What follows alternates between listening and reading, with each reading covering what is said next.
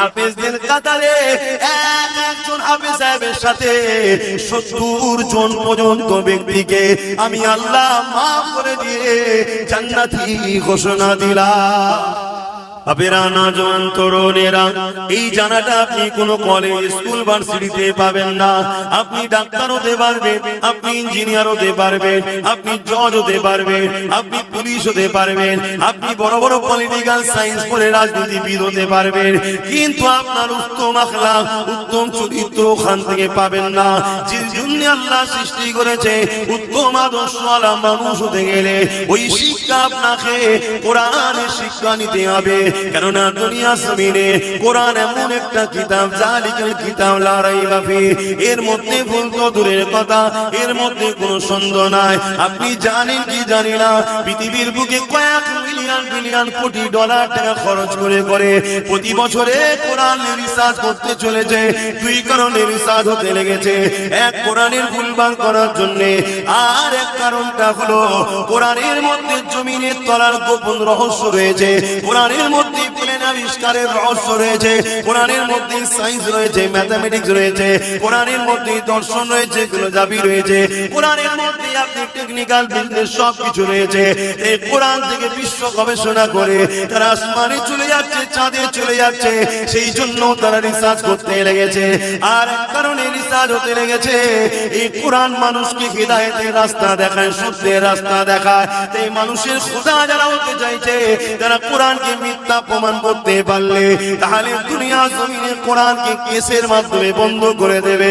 কিন্তু আল্লাহ শুকরিয়া আদায় করে বলি, ১,৫০০ বছর ধরে দুনিয়ার হাজারো জালিম চেষ্টা করছে, হাজারো মানবরূপী পশু চেষ্টা করছে, তারা চেষ্টা করে করে করে করে কেউ কেউ স্বীকার করে নিয়েছে এই কোরআনের মধ্যে ভুল তো দূরের কথা, এই কোরআনের মধ্যে কোনো ভুল তো নাই। ভুল একটা পেয়েছি রিসার্চ করতে গিয়ে, ওটা আমার মধ্যে, আমি কোরআনকে এখন না মেনে আছি, এটাই ভুল। তাই তারা দলে দলে ঈমানের কালেমা পড়ে মুসলমান হয়ে যাচ্ছে। আরো জোরে বলুন সুবহান। এই কঠিন দিনেতে কি হবে তোমার আমার উপায়?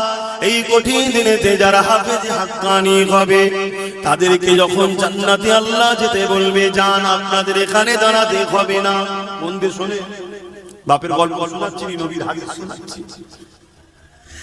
এই যুবকেরা, আল্লাহ পাকের হাবিবের কোরআন দিকে আল্লাহ বলবে, আমার হাফেজ সাহেব বান্দারা, দুনিয়া জমিনে আপনারা আমার কোরআনকে আয়াত করেছেন, দুনিয়ার মানুষ আপনাদেরকে অনেক ছোট বড় কথা বলেছে। এই হাফেজ সাহেব হয়ে কি হবে? একে যদি ডাক্তার উকিল জজ করা হতো, কোটি কোটি টাকা ইনকাম করতো, আরে বাপ মাকে হজে পাঠাতো, ভালো মন্দ গাড়ি চাপাতো, অনেক কিছু করাতো। এই হাফেজ সাহেব হয়ে কি আর করবে? ওই তো মসজিদে গিয়ে ২,৫০০ টাকা নেবে, ছাড়া আর কি পাবে?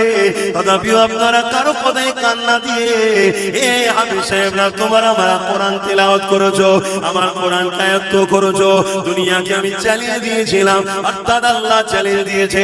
যখন কোরআনের বিরুদ্ধে ষড়যন্ত্র হয়েছিল জাহিলিয়াতের যুগে, আমার আল্লাহ বলেছিল দুনিয়ার মানুষ আল্লাহ ছাড়া সবাইকে একত্রিত করে কোরআনের একটা আয়াত লিখে দেখাও, তারা পারেনি।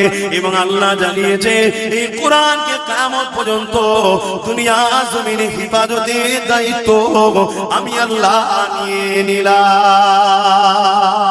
এবার হাফেজ বান্দারা, তাই তোমরা আমার কোরআনকে দুনিয়ার কাগজ কলমে তো লেখা রয়েছে, দুনিয়া যদি সেগুলোকে মিটিয়ে দিতে চাই, তোমরা তাই নিজেদের সিনার মধ্যে আমার কোরআন আয়ত্ত করে নিয়েছিলে। আমার হাফেজ বান্দারা, আজকে তোমাদেরকে এই কঠিন দিনে ময়দানে মাসে দাঁড়াতে হবে না, তোমরা আমার জান্নাতে চলে যাও, জান্নাতে চলে যাও।